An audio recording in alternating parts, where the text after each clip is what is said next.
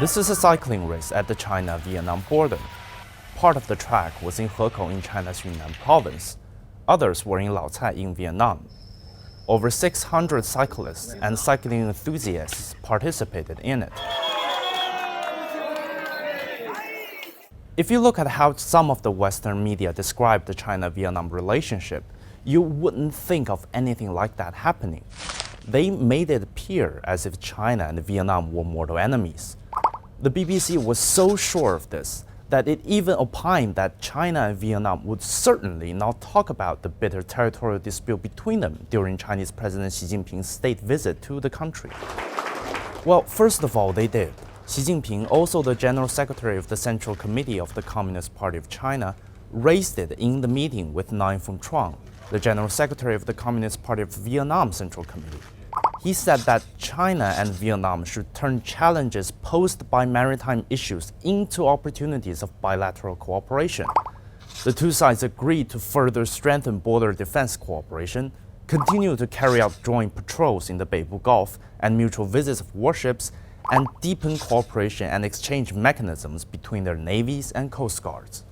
Second of all, no, they aren't mortal enemies. 我必须要强调中越关系的特殊性。 I must emphasize the unique nature of China-Vietnam relations.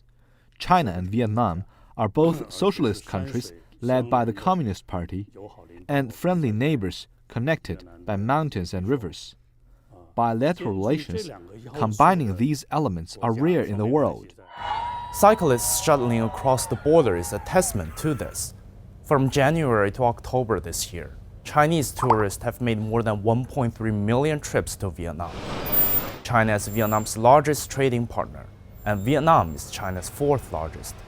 As Vietnam looks to modernize its country and spur economic growth, a key part of it would be cooperation with China. China have done a great job in urbanization, especially developing their transit, public transit in their, every city. I think 47 cities in China have developed a great metro system.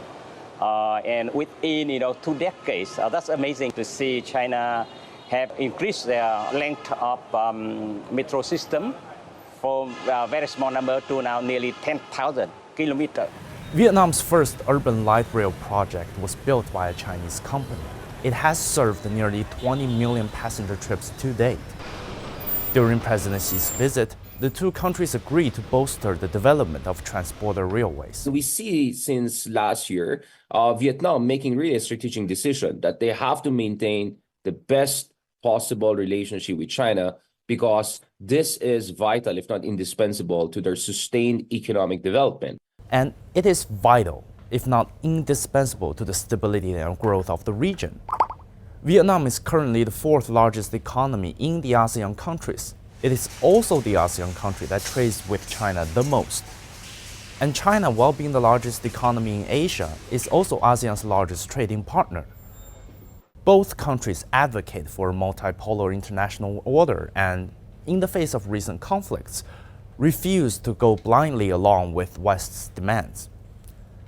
This new positioning, a China-Vietnam community with a shared future that carries strategic significance, captures a relationship shaped by their commonality and interest. Put it simply, in the future, we hope more people and more than cyclists could also enjoy the scenery on both sides of the border.